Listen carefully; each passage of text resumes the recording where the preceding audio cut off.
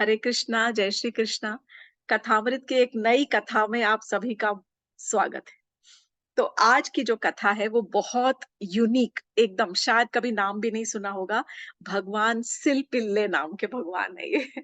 तो ये कथा जब मैं पढ़ रही थी तो सबसे पहले लेट अस इंट्रोड्यूस कि ये कहाँ से ये कहानी पढ़ी गई, कौन सा ग्रंथ है ऐसा जहां पर ये नए स्पेशल यूनिक भगवान है, भगवान सिलपिल्ले। और ये इसलिए भी ये कथा यूनिक है because this story actually clearly हमें बताती है कि हम किस प्रकार अपने गुरु के आदेशों का पालन करने से हम कहाँ पहुंच सकते हैं। अभी हाल ही में हमारे गुरुदेव का जन्म दिवस हमने सेलिब्रेट किया है, व्यास पूजा सेलिब्रेट किया, उसके बाद मुझे लगा ये कथा तो डेफिनेटली शेयर करनी बनती है। तो before I start with this कहानी, I will just recite my prayers. ॐ अज्ञानतिमिरान्धस्य ज्ञानाञ्जनशलाकया चक्षुरुन्मिलितं येन तस्मै श्रीगुरुवे नमः। वाञ्छकल्पतरुभ्यश्च कृपासिन्धुभ्य एव च पतितानां पावनेभ्यो वैष्णवेभ्यो नमो नमः। हे कृष्ण करुणा सिन्धु दीनबन्धु जगत्पते गोपेश गोपिका कान्त राधा कान्त नमोऽस्तुते। तप्त कांचन गौरांगी राधे वृंदावनेश्वरी वृषभानुसुते देवी प्रणमामि हरिप्रिये। हरे कृष्णा कृष्ण कृष्णा हरे हरे, हरे राम राम राम हरे हरे। तो ये कहानी एक ग्रंथ से पढ़ी है जो ग्रंथ का नाम है भक्तमाल। ये भक्तमाल 1666 में लिखी हुई एक ग्रंथ है। एक्चुअली मुझे फोटो दिखानी चाहिए थी पुस्तक की, जो कि श्री नाभा गोस्वामी जी ने लिखी है, जिनका नाम था नारायण दास गोस्वामी। इनके जो गुरु थे अग्वदेव आचार्य, उन्होंने इनको इंस्ट्रक्शंस दिए थे कि तुम ये किताब का पुस्तक का संकलन करो, कि जिस पुस्तक के अंदर विश्व भर के जितने भक्त पैदा हुए हैं, जितने भी भक्तों का विवरण तुमने आज तक सुना है, उनकी जीवनी के बारे में थोड़ा सा तुम इसमें ग्रंथ के अंदर तुम लिखो। So it is a huge ग्रंथ। हिंदी में मैंने इंग्लिश ट्रांसलेशन मेरे पास में है। तो ये जो ग्रंथ है इसके अंदर बहुत सारे भक्त, भक्त कहाँ से शुरू होते हैं? नारद मुनि भी भक्त हैं, ध्रुव भी भक्त है, प्रहलाद भी भक्त है, नरसिंह मेहता भी भक्त है। तो कुछ जो पुराणों में जिनकी कथाएं हैं वो भी भक्त है, और जो हमें अपनी शती में अपने युगों में कलयुग में भी जो हमें नजर आए हैं, वो भी सारे के सारे भक्त हैं। कर्मा भाई भी भक्त है। इस प्रकार बहुत सारे भक्तों की थोड़ी छोटी, किसी की कुछ लार्ज, किसी की कुछ कहानियां, और उसके ऊपर से इनका अपना कुछ टीका और अपने कुछ प्रेजेंटेशन है, अपने जो रियलाइजेशन है। This book is also actually recognized and accepted by ISKCON also. So कई इनके इस किताब पुस्तक से कई लोग कोटेशंस भी बोलते हैं, पढ़ते भी हैं, और कई विषयों पर चर्चा भी करते हैं। तो ये जो कथा जब मैंने सुनी तो पहले तो सबसे पहले वो आया topic, the story of the two devotees of lord Silpille. तो मेरे मन में आया ये लॉर्ड सिलपिल्ले कुछ समझ नहीं आ रहा है। मतलब हमने सुना है कि नॉर्थ में भगवान बद्रीनाथ है, नीचे रंगनाथ भगवान है, और फिर तिरुपति बालाजी है, जगन्नाथपुरी है, द्वारकाधीश है, पर ये सिलपिल्ले कौन से भगवान जी है, कुछ समझ ही नहीं आया। But then as I started reading it was very beautiful story. So भक्त माल का अर्थ है भक्तों की माला।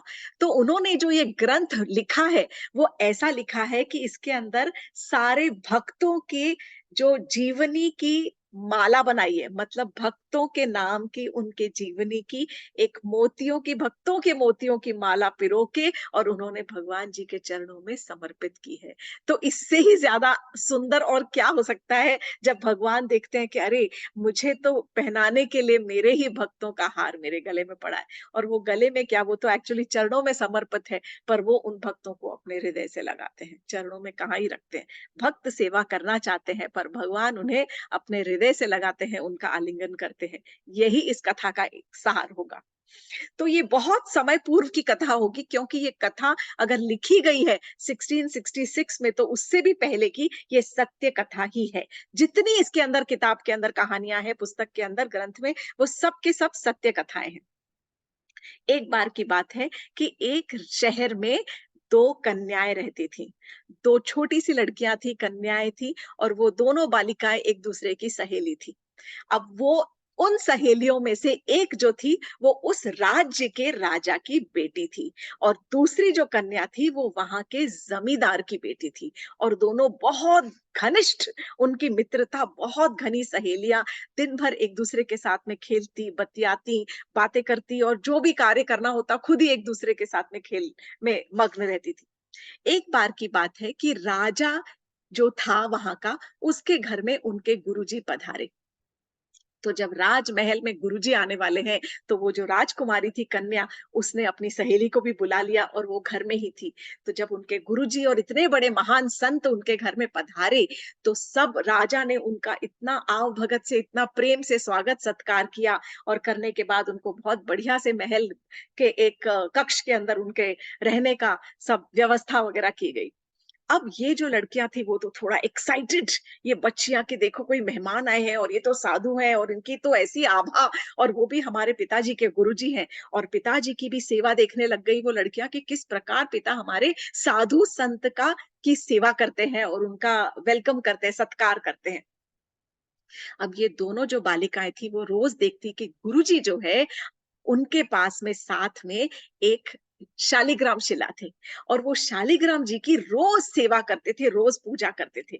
एक सिंहासन था, सिंहासन के ऊपर वो अपने शालिग्राम शिला को बिठाते थे, उनको रोज उनके नहलाते थे, स्नान कराते थे गंगा जल से, दूध से, और फिर उसके बाद उनके फूल अर्चना करते थे, तुलसी पत्र चढ़ाते थे, प्रसाद बना के उनको भोग लगाते थे, उनकी आरती वगैरह करते थे।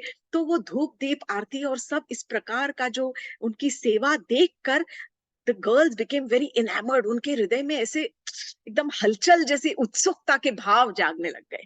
रोज जब उनका नियम होता पूजा करने का, तो कहीं भी खेल रही होती, उन्हें पता चल गया था कि इस समय ये बाबा जी जो है ये सेवा करेंगे, और भागती भी आ जाती थी, और बड़े ध्यान से देखती थी कि ये बाबा जी किस प्रकार जो है, ये साधु बाबा अपने शालिग्राम शिला जी की सेवा करते हैं। इस प्रकार रहते रहते कई समय भी, काफी समय तक वो गुरुजी जो थे, मतलब 1 आध डेढ़ महीना रहे होंगे राजा के यहाँ, उन्होंने उनका आतिथ्य स्वीकार किया, और इस प्रकार सब पता चल गया कि अब तो ये गुरुजी का जाने का समय आ गया है। अब ये लड़कियां हो गई उदास, एक नियम सा बंध गया था उनका रोज का। तो एक दिन दोनों ने आपस में कुछ परामर्श किया, और उसके बाद आ गई ये बाबा जी के पास, और बोलने लगी, गुरुजी एक ना निवेदन है आपसे। तो गुरुजी बोले, हाँ बोलो बेटा, क्या चाहती हो, क्या चाहिए, क्या निवेदन है? बोले, ये जो आप जो इनकी पूजा कर रहे हो ना, ये हमको दे दो, हम इनकी ऐसे ही पूजा करेंगे जैसे आप करते हो। तो गुरुजी एकदम मुस्कुरा दिए, और गुरुजी ने मुस्कुराने के बाद में कहा, ठीक है बेटा, दूँगा डेफ़िनेटली। उसके बाद वो लड़कियाँ चली गई। अब बोल तो दिया दूँगा, और बार-बार उनके गुरुजी के दिमाग में यही चलता रहा कि इन बच्चियों के मन में पहली बार तो कुछ सेवा करने का भाव प्रकट हुआ है। तो ये कितनी ही बड़ी बात है कि सबसे पहले अगर उनके मन में भक्ति आ रही है, और सेवा करने का भाव प्रकट हो रहा है, तो इसे मुझे थोड़ा नर्चर करना चाहिए, नरिश करना चाहिए। मतलब इस भक्ति लता बीज को मुझे कुछ थोड़ा-सा समय देकर, कुछ प्रेम से इसको जैसे जल देकर, और इसको सींचना चाहिए। तो मुझे इस अग्नि को यहाँ पर बुझा नहीं देना है, मुझे इसको सींचना ज़रूर है। फिर उनको ये भी समझ में आ गया कि देखिए, जो भगवान की सेवा करना है ना, वो तो जीवात्मा का स्वाभाविक नेचर है, उसकी प्रकृति है, प्राकृतिक स्वभाव है। It is very, very natural कि जीवात्मा जो है वो सेवा करे, और जब वो भगवान की सेवा करना चाह रहा है, तो इससे बढ़कर और क्या ही बात हो सकती है। हर एक जना किसी न किसी की सेवा में लगा हुआ है। We all know that. Employee जो है वो एम्प्लॉयर की सेवा कर रहा है, मालिक की सेवा कर रहा है नौकर, जो पत्नी है वो पति की सेवा कर रही है, बच्चों की सेवा कर रही है। इस प्रकार सेवा पर ही सब कुछ चल रहा है। तब बहुत सोच विचार में पड़ गए, और गुरुजी ने फिर अपने गुरु को याद किया, और सोचने लगे कि हे प्रभु, हे मेरे गुरु, गुरुदेव, आप मुझे इस दुविधा से बचाइए, क्योंकि इन बच्चियों को एक्चुअली में शालिग्राम शिला की सेवा करना तो आता ही नहीं। It is very difficult. कुछ खास उसके अंदर विधि-विधान होते हैं और उनके अंदर कोई भी प्रकार की त्रुटि नहीं होनी चाहिए। तो वो बार-बार उनके मन में आ रहा था कि मैं कैसे करूँगा? अगले दिन सुबह वे गए नदी में स्नान करने के लिए। जब फिर नदी में स्नान करने निकले और करके वापस आ रहे थे, स्नान करने के बाद उन्होंने देखा कि तट पर से बाहर निकलते हुए वहां पर पत्थर के 2 टुकड़े पड़े हुए थे। ऐसे गोल-मटोल चमकदार एकदम पत्थर के 2 टुकड़े, जैसे कि वो सिलबट्टा होता है ना, लंबा-सा जिससे पीसते हैं, उसको अगर किसी ने तोड़ दिया हो, तो उस प्रकार के 2 टुकड़े पड़े हुए थे। उन्होंने वो 2 चमकदार पत्थर के काले टुकड़े उठा लिए और लेकर घर आ गए। और जब घर आए उसके बाद उन्होंने अपने ठाकुर जी को बड़े स्मार्टली और वो सिंहासन के नीचे छुपा दिया और इन 2 टुकड़ों को जो पत्थर के टुकड़े थे, उनको रख दिया वहाँ पर, सजा दिया, थोड़ा चंदन लगा दिया और इतने में जब ये आए, जब इतने में वो बच्चियाँ आ गईं, दोनों कन्याएँ, बालिकाएँ आई और उन्होंने बोला, "गुरुजी, अब तो आप जाने वाले हैं, अब कब देंगे हमको अपने ये ठाकुर जी?" तो गुरुजी ने कहा, "हाँ, हाँ, मुझे याद है, तुमने कहा था ना, तो देखो मैं तुम्हारे लिए ये अपने जो ठाकुर जी हैं, मैं तुमको ही देने वाला हूँ और मैं तुम्हारे लिए भी अलग से ठाकुर जी हैं मेरे पास तो।" तो उन्होंने वो जो सिंहासन पर 2 रखे थे पत्थर के टुकड़े, उन्होंने उनको उन दोनों बालिकाओं को दे दिए कि आज से बेटा ये जो शिलाएँ हैं, ये शालिग्राम शिला, ये जो है, ये तुम्हारे भगवान हैं। तो लड़कियां दोनों तो बालिकाएं बहुत खुश, बोली, अरे गुरुजी आपने तो थैंक यू सो मच, बहुत बहुत आपका धन्यवाद। आप बताइए कि अब इनका इनका नाम क्या है, आपने तो कभी बताया ही नहीं। अब गुरुजी ने बिना शक पकाए कहा कि अरे इनका नाम तो है सिलपिल्ले, ये सिलपिल्ले भगवान है। मतलब मन में सोच रहे थे कि सिलबट्टे के जो टुकड़े कर दिए उनके पिल्ले बन गए 2 बच्चे, तो सिलबट्टे के जो 2 बच्चे बन गए उनका नाम हुआ सिलपिल्ले। उन्होंने कहा नहीं, मन में सोचते-सोचते वो मुस्कुराए और बड़े स्मार्टली कहा, लेकिन देखो बच्चों, ये जो सिलपिल्ले भगवान है ना, इनकी तुम बहुत मन लगा के सेवा करना, बहुत प्रेम से और भक्ति भाव से इनकी अर्चना करना। रोज़ इनको इस प्रकार से उन्होंने एक्सप्लेन किया किस प्रकार से इनकी सेवा करना और देखो ये तुम्हारे हमेशा सदैव तुम्हारे ही रहेंगे ये भगवान। ये कहकर और वो कन्याएं अपनी अपनी शिलाओं को, जैसे कि उनको उन शिलाओं के अंदर उनको अपने नारायण मिल गए, इस प्रकार वो उन शिलाओं को लेकर वो वहां से अपने अपने घर को चली गई। गुरुजी का प्रॉब्लम सॉल्व हो गया, गुरुजी ने अपना कर्तव्य निभा दिया और वहां से गुरुजी चले गए। अब उन बालिकाओं के भाग्य देखिए, उन बालिकाओं को के पास तो सबसे पहले तो अब तो उनके पास एक गुरु मिल गए, क्योंकि गुरुजी ने उनको भगवान भी दे दिए, गुरु भी मिल गए, गुरु के आदेश भी मिल गया, गुरु के आशीर्वाद भी मिल गया और गुरु के आशीर्वाद रूप में उन्हें अपने नारायण भी मिल गए। देखिए क्या मतलब, जस्ट किस्मत देखिए कि गुरु भी मिल गए, गुरु का आशीर्वाद भी मिल गया, गुरु का आदेश भी मिल गया और भगवान भी मिल गए। वो अपने अपने घर ले गई, उन्होंने अपने ही एक सिंहासन के ऊपर उनको आरूढ़ कराया और वो रोज अपने सिल पिल्ले भगवान की आराधना करने लग गई। तुलसी अर्चना, तुलसी निवेदन करती, जल डालती, धूप दीप ऑफर करती, फूल चढ़ाती, चंदन लगाती, इस प्रकार रोज उनकी सेवा करती। सेवा करने से क्या होता है? सेवा करने से जो आसक्ति है वो बढ़ती है। जब हम अपने बच्चों की सेवा करते हैं तो बच्चों से आसक्ति बढ़ती है, पति की सेवा करते हैं तो पति से आसक्ति बढ़ती है और इन बच्चियां जो थी ये अपने प्रभु की सेवा में लगी हुई थी, तो इनकी आसक्ति उस पत्थर से, उस गोल मटोल पत्थर सिल पिल्ले भगवान जिनको वो समझने लग गई थी, उनसे हो गई। तो कहते हैं कि मानो तो कण कण में भगवान है और नहीं तो जो नास्तिक है उनके लिए कहीं पर भी भगवान नहीं है। पर ये भक्ति की ही शक्ति की कथा है। ऐसे धीरे धीरे दोनों बच्चियां जो थी वो बड़ी हो गई। अब जब बड़ी हो गई तो दो अलग अलग स्टोरीज बन गई। एक उस बालिका की जो कि जमींदार की बेटी थी और एक उस बेटी की, उस बच्ची की जो कि राजकुमारी थी। पहले यहाँ शुरू करते हैं जो कि जमींदार की बेटी थी। अब जमींदार की बेटी जो थी वो अपने भाई के साथ में उसी शहर में रहती थी। पड़ोस के ही दूसरे एक शहर में या गांव में वहां पर उसका दूसरा भाई रहता था, उसके 2 भाई थे। पर दोनों भाइयों की बिल्कुल भी नहीं बनती थी, आपस में बातचीत बंद थी। किसी कारणवश। पर ये बालिका तो जैसे बड़ी हुई, she was in her own world, अपने ही प्रभु जी, ठाकुर जी की सेवा करती और अपने ही काम में मग्न रहती। उनके लिए पकवान बनाना या जो भी जिस प्रकार की भी सेवा के माहौल में रहती थी। एक बार उन दोनों आपस के भाइयों में कुछ हुआ होगा, ऊंच-नीच हुई होगी, तो जो दूर रहता था भाई, उसने अपने कुछ गुंडे दोस्त जमा किए और उन गुंडे दोस्तों को जमा करके वो यहाँ पर इस शहर में आ गया और यहाँ पर आकर इस भाई के घर पे उसने आक्रमण कर दिया। मतलब लिटरली धावा बोल दिया और घर के अंदर सब तहस-नहस करके और जितना सारा उस छोटे भाई को, या छोटा या बड़ा जो भी होगा, उस भाई को बहुत पीटा, खूब पीटा और पीटने के बाद उस घर में जितना भी सामान था उसका, सारा का सारा कुछ तोड़ दिया और बाकी का सारा सामान उठाकर, लूट कर वो अपने घर ले गया। उसके साथ जो उसके रफ़ियन, जो रोग, जो गुंडे दोस्त थे, वो सब उठाकर ले गए। अब इस जो बच्ची थी, वो तो रोए ना रुके।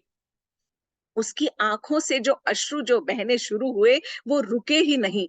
क्यों? क्योंकि उस पिटारे के अंदर, जिस पिटारे में वो अपने ठाकुर जी को शयन कराती थी, उस दिन उसने रात को शयन कराया और अगले दिन सुबह-सुबह ये सब हो गया।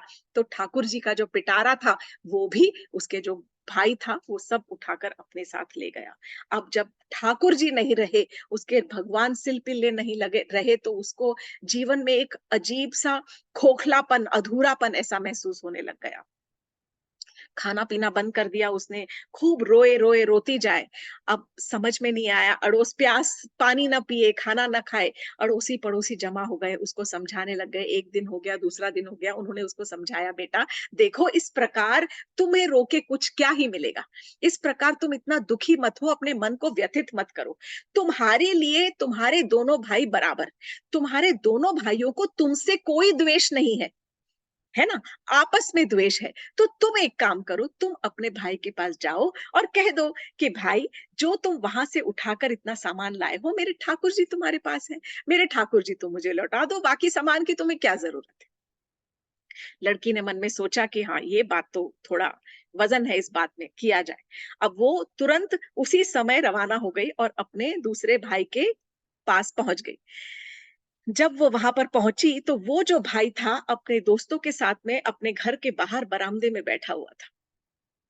हँसी-मज़ाक, हँसी-ठट्ठा हो रहा था वहाँ पर और तब जब ये लड़की पहुँची, तो उसने अपने भाई से हाथ जोड़कर निवेदन किया कि, "हे भैया, देखो, मुझे सिर्फ़ मतलब आप जो सब सामान इतना लूट कर लाए हो ना, मुझे कुछ नहीं चाहिए, पर मेरी एक ख़ास वस्तु उसमें थी। मेरा एक पिटारा था, जिसमें मेरे एक भगवान थे और वो मेरे जो नारायण भगवान हैं, शिला स्वरूप भगवान थे, जिनकी मैं रोज़ पूजा करती थी और वो जो भगवान हैं, उनको तुम आप लेकर आए हो यहाँ पर। वो शिला जो है वो मुझे प्लीज़ वापस लौटा दो।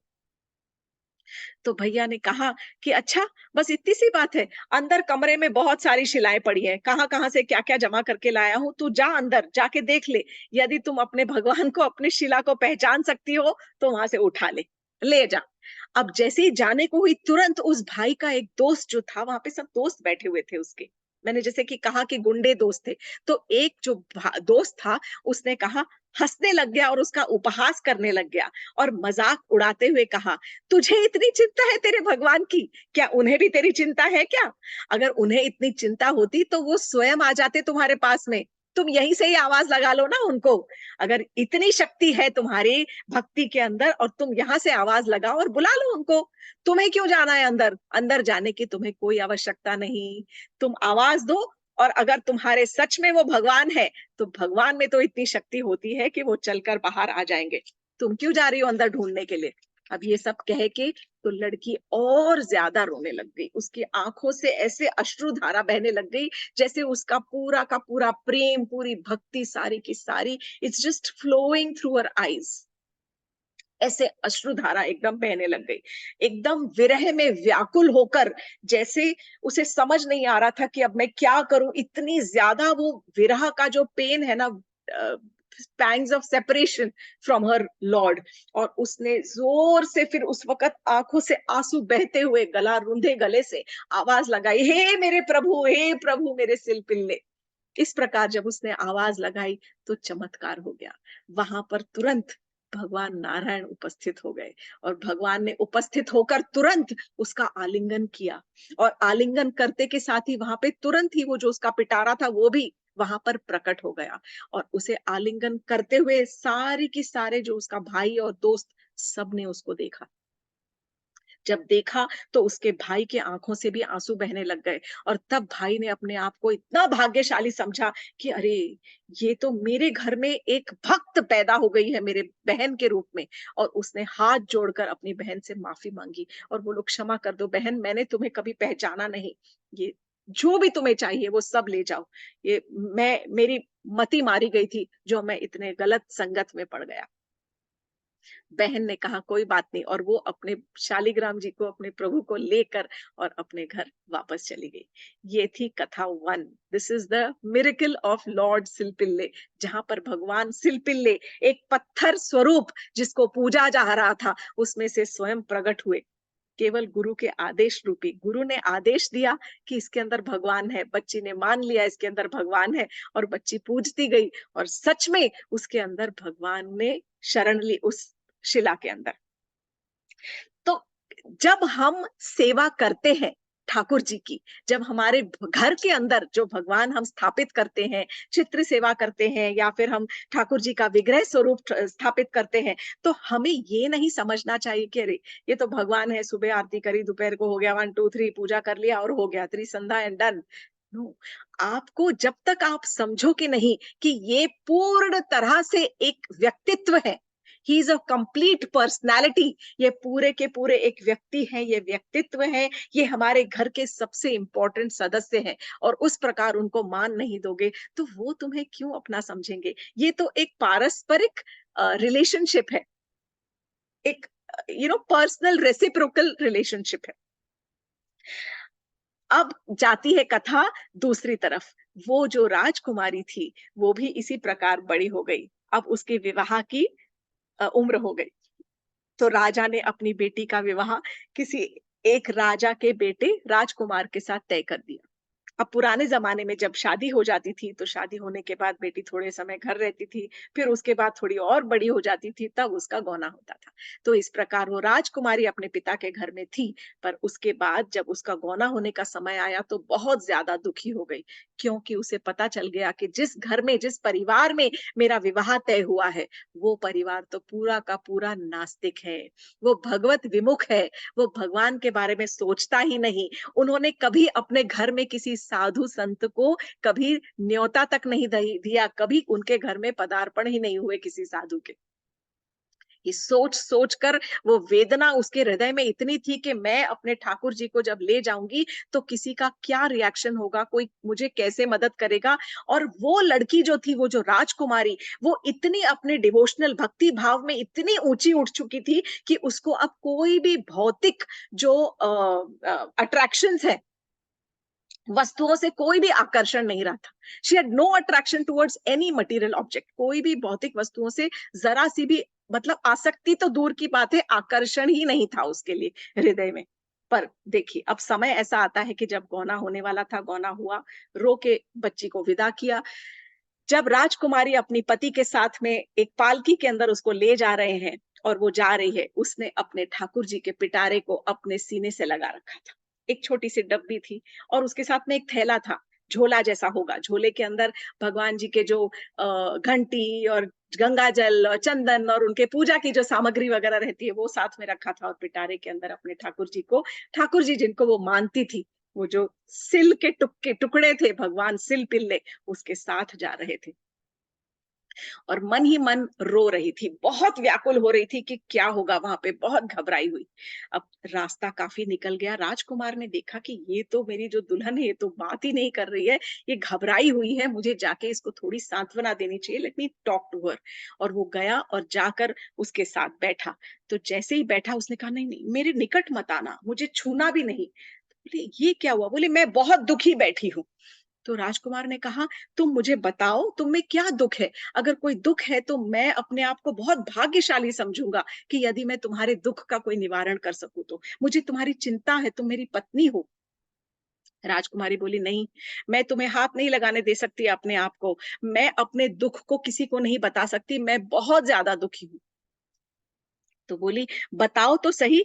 बोले, "नहीं, अगर तुम मुझसे बात करना चाहते हो, तो सबसे पहले अपने हृदय में भगवान को आश्रय दो। भगवान का स्वरूप को अपने हृदय में स्थापित करो, भगवान की अर्चना करना शुरू करो, तभी मैं तुमसे बात कर पाऊँगी, क्योंकि तुम्हारे हृदय में तो इतना सा भी लेश मात्र भी भगवान की भक्ति नहीं है।" अब वो बच्चा, वो लड़का, वो तो कुछ जानता ही नहीं, कभी उसने सुना नहीं भगवान के बारे में, तो उसकी क्या गलती? उसकी भी कोई नथिंग रॉन्ग विद इट, और वो समझ नहीं पा रहा था।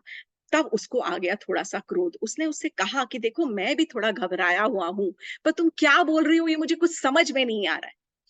तो जब ऐसे-ऐसे और समय चलता गया, डोली चल रही है देखिए, पर लड़के को बहुत ज़्यादा, राजकुमार को क्रोध आने लग गया। उसने देखा कि ये जो कन्या है, ये जो मेरी पत्नी है, ये बार-बार इस पिटारे को छाती से लगाए हुए है, थैले को दबाए हुए है, ज़रूर कुछ तो प्रॉब्लम यहीं पे ही है। ये हट जाएगा ना तो सारा क्लेश चला जाएगा।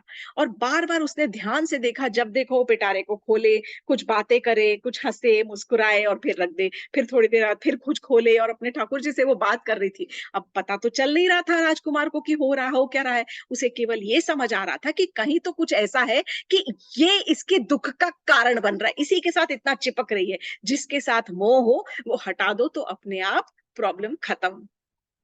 तो लड़के ने, राजकुमार ने क्या किया, चुपके से जब वो थोड़ा-सा आराम कर रही होगी या कुछ, नज़र बचाकर वो जो पिटारा था और वो झोला था वो चोरी कर लिया, और चोरी करके रास्ते में एक पड़ रही थी नदी, उस नदी के अंदर उसने उसको डाल दिया। वो पिटारे को बहा दिया, झोले को भी बहा दिया।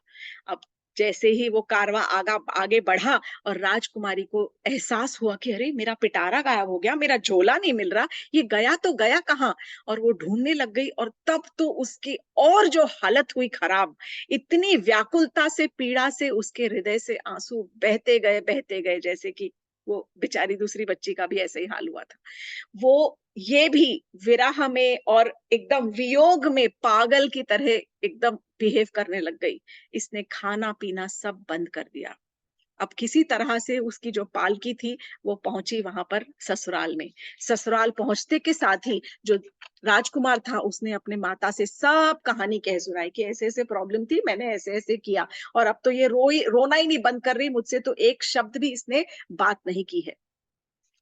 अब जो जो उसकी सास थी, उसको भी बड़ी तकलीफ हो रही थी कि भैया नई-नई बहू आई है और ये खाएगी-पिएगी नहीं, वैसे ही 2 दिन में इतनी कमज़ोर जैसी लग गई, चेहरा सूख गया, गड्ढे काले पड़ गए जैसे कि सोई नहीं है, रोए जा रही है। और यहाँ राजकुमारी को भी पता चल गया कि ये जो कार्य है, ये मेरे पति ने ही किया है। उसने ये जो मेरा पिटारा है और ये झोला है, उठा के इसने कहीं नदी में डाल दिया है। और ये रोए गई, तब सास ने आके जब उसका आवागमन किया, तो उसने हाथ जोड़कर कहा कि बेटा, तुम इतनी ज़िद्दी क्यों हो? आओ, इधर आओ, मैं तुम्हें अपने हाथों से खाना खिलाऊँगी। देखो, तुम जो कहोगी मैं तुम्हारे लिए करने को तैयार हूँ। उसके लिए ज़ेवर ले आई, उसके लिए अच्छे-अच्छे कपड़े लेकर आई, बहुत बढ़िया-सा खाना मँगवाया गया। राजकुमारी है आखिरकार, आगे चलकर रानी बनना है उसने। राजकुमारी ने सब कुछ नकार दिया, कुछ भी नहीं चाहिए।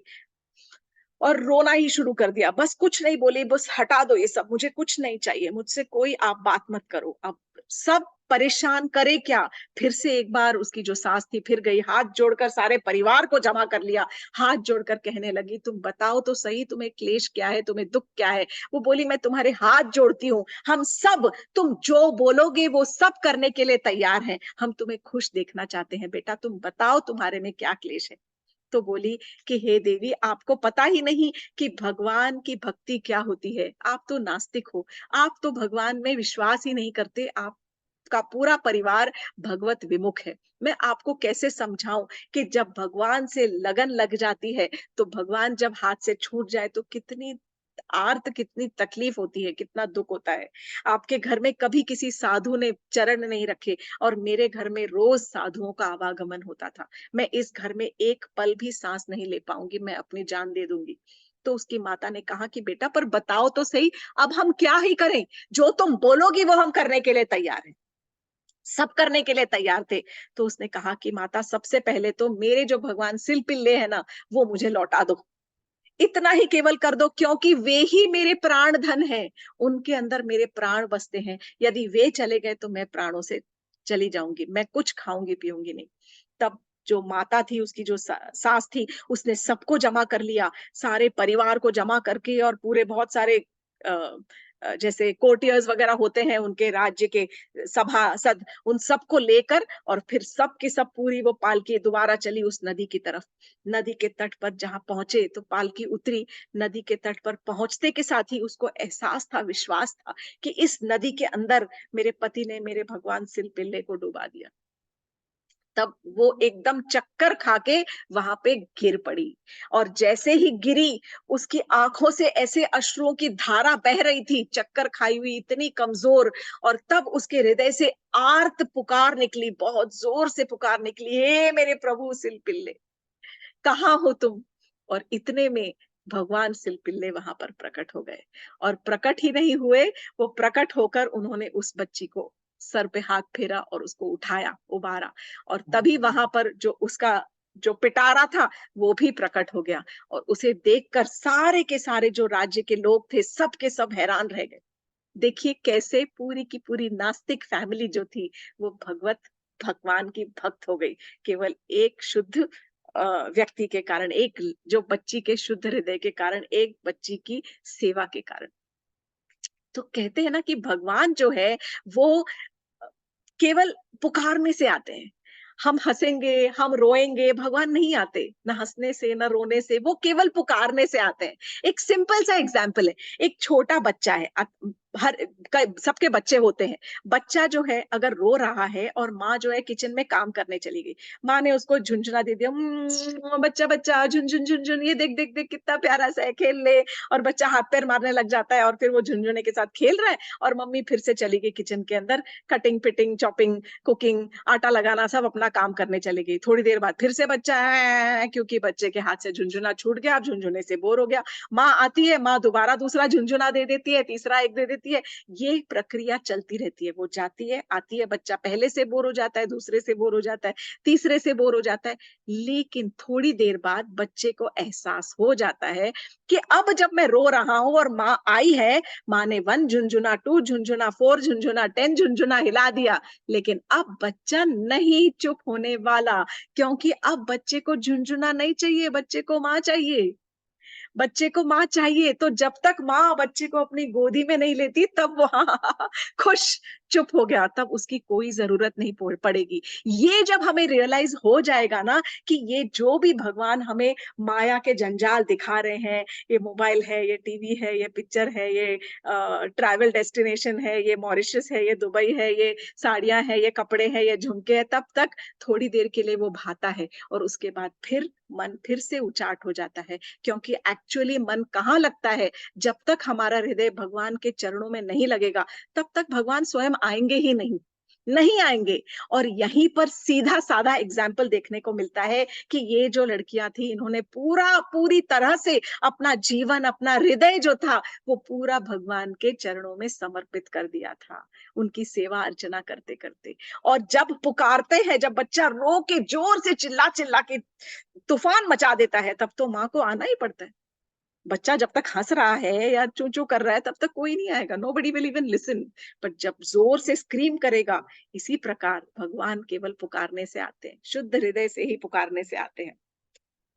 एक भक्त की वजह से पूरा जो परिवार था, भक्ति में इतनी शक्ति है, वो पूरे परिवार को ये विश्वास हो गया कि अरे!